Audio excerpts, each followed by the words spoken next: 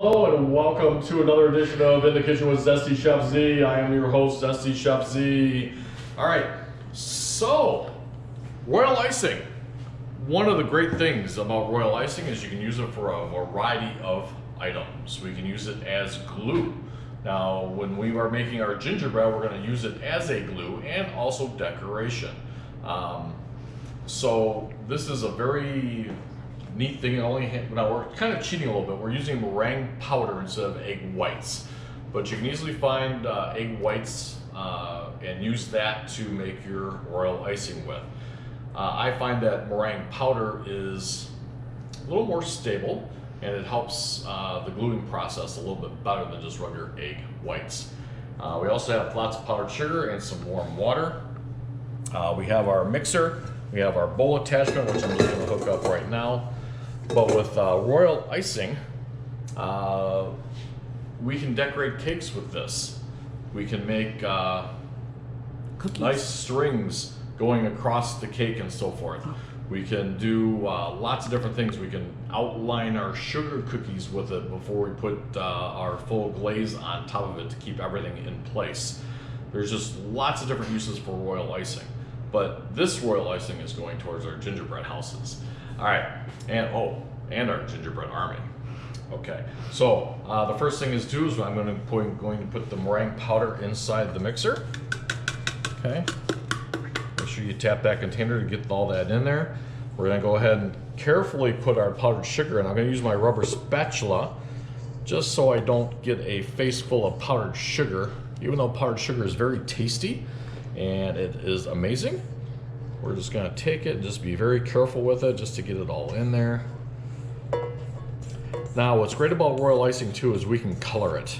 So we're going to make a few colors, and if you're using like a normal food coloring, you only want to go a couple drops at a time, and to make sure that we do not over water it down, because you can ruin your icing if you have too much thing in there. Now, there's also pastes that you can buy. There's other different types of flavorings you can do. I can add vanilla to this if we were going to eat it, but we're not going to be eating this one. This is just for display purposes. But if you wanted to add like different flavorings, like almond flavoring, lemon flavoring, just take a little bit of the water out of it and supplement it with whatever that you're going to do with the frosting. So again, lock our mixer. I'm going to stir this up just a little bit just to make sure that the meringue powder is going to be mixed all together in there. Okay, just so it's mixed. So I'm going to stop that. And just bang the sides so I do that now. But it has to be warm water, so we're just going to dip our measuring spoon in there. Make sure it's level. So we got 1, 2, 3, 4, 5. All right. Lock it. And again, we're just going to stir it just for now.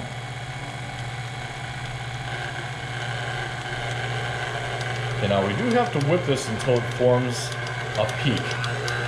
Now there's 3 different stages that we need. We have soft peaks, medium peaks, and stiff peaks. So a soft peak is when we stick the whisk in there and we pull it up, the frosting should just kind of droop a little bit and just kind of hang right there. Medium peaks is where it comes up like this, but just kind of droops a little bit.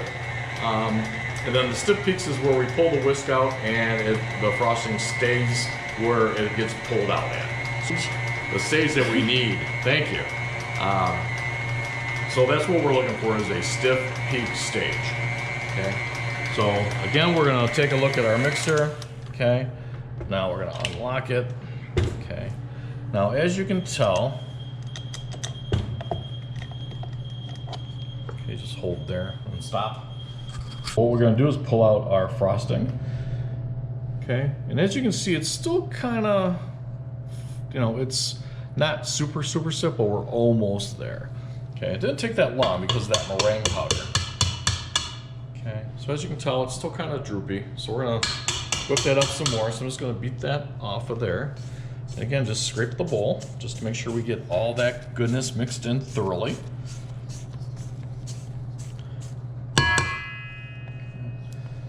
Just scrape that down, just like so. Okay, reattach the thing, like so, lock it. Okay, so it's not gonna take that long. Now with the egg whites, we would definitely have to whip this a lot longer. Now you can add just a little bit of meringue powder just to help stabilize it if you need to. Okay, but the egg whites and the powdered sugar will do its job. Okay, but with the meringue powder, it's going to be a lot easier. It's just going to take a little bit longer if you don't have a machine to do the job for you.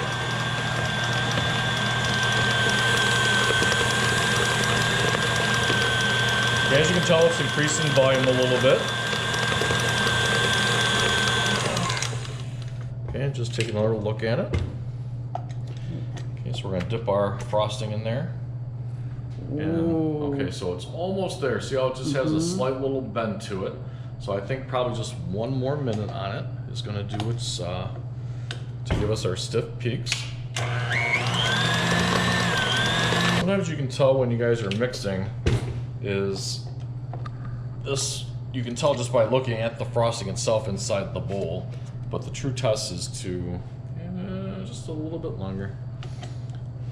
I'd rather be a little cautious than over whipping, because if you over whip your egg whites and your royal icing, this will basically break down and break apart into the water, and it'll be lumpy.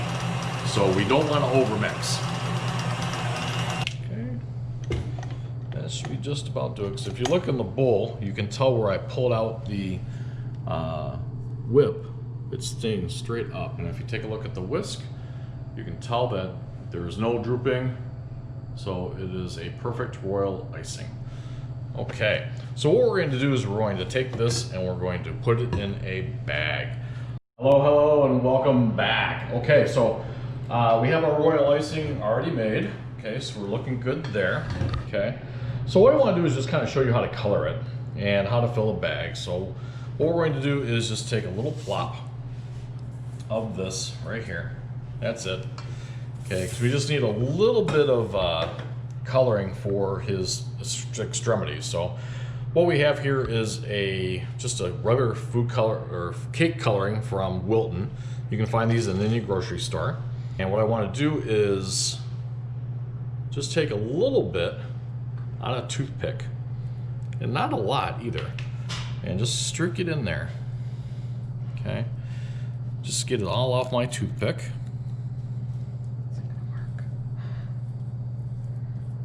Okay, just like so. Now I'm going to just take my spatula. Okay, and just kind of work it in there a little bit. Again, I didn't use a lot because I can always add more. Okay, so it's kind of turning a little pinky. Okay, actually looks more oranges, doesn't it? Okay, but I still got quite a bit in there that I haven't mixed in yet. Now the hardest colors are red and black to color icing. It just takes a lot of stuff in there. So, but we're almost there. Just mix it in. Okay, I'm gonna go ahead and grab a little bit more.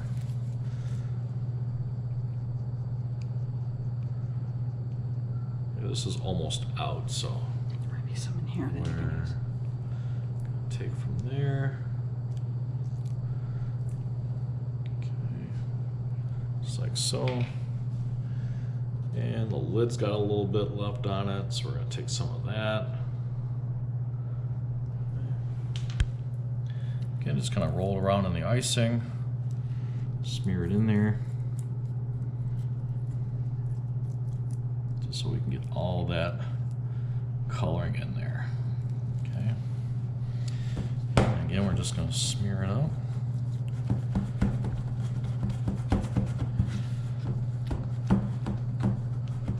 Now I like mixing by hand with coloring, just so I can see it, make sure I'm getting all the edges. Now you notice I have gloves on. I don't like getting dye all over my hands, so that's why I wear gloves whenever I dye something. So, all right, so I know it's not real Christmassy red, but I think it'll do the job. Okay, so now I have that there. Okay, so now what I want to do is talk to you about pastry bags.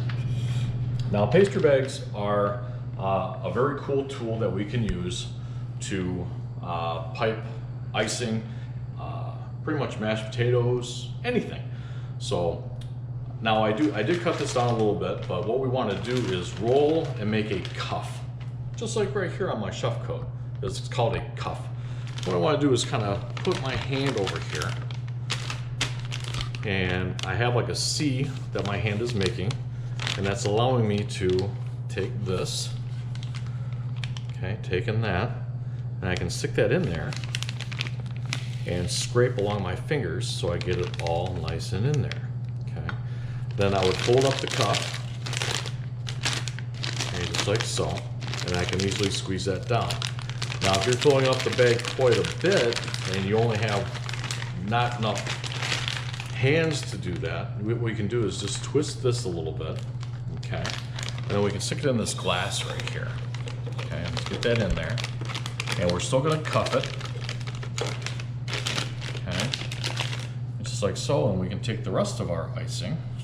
See, now it frees up my other hand to hold up my bowl, to scrape it, so it feels really easy to do it this way, but you can do it the other way as well, and we can just use the glass now to scrape our frosting. Okay. Now the reason why we make a cuff is to keep the pastry bag clean. Okay. If you get frosting all over these edges here, it makes a big mess. Okay, because then it gets all over the bag, gets all over your hands. It makes piping very difficult. So what we do is we're going to bring that out. We're going to fold up this cup.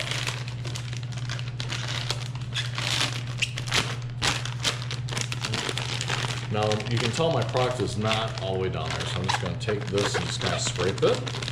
Or I can actually use a bench scraper, or thing that we can use this for bread or whatever. We're just going to take some of this and we're just going to scrape that down until that gets down to where we need it. Okay. And just release some of the air, okay, that it comes out to. And we can actually scrape this all the way down. Now you can add cake tips to this. Now for gluing and stuff, I'm just going to cut the tip off right here, okay, and then that way we can start piping. To cut our tip and so forth, I'm just going to take this and just cut it on a slight angle. You can tell where the bag ends, and then there's also the seam right here. So we're going to cut this just like so. Okay, and what I'm going to do also is just take this and the seam right there. I'm just going to take that little edge out. Okay, the reason for that is because it might get into my way. So I'm going to cut that one more time. Okay, so that way I have that. And now we can take this and use this to scrape. And get that all the way down there. Let's go in there. And as you can tell, my pastry bag is pretty clean. So we're going to do that again. And again, this takes time and practice to make sure we get everything all good. Okay. Like so. Now when you hold a pastry bag, we have our pastry bag here, and what we want to do is form that C again with our now I squeeze with my left and steer with my right. So this is my main working hand. Okay. Now since this is my writing hand, this guy is going to help steer the bag. Okay, this guy is just the workhorse. He's going to help squeeze. So I'm going to pinch the bag, just like so, in between my thumb and my index finger. And I'm just going to twist the bag. Okay. Now the bag should be nice and tight. As you can tell, it's nice and tight. If I touch it, it springs right back. Okay, and as you can tell, it's twisted, but I'm pinching it and holding it. Okay. So now with this, I'm going to squeeze between my fingers and my palm.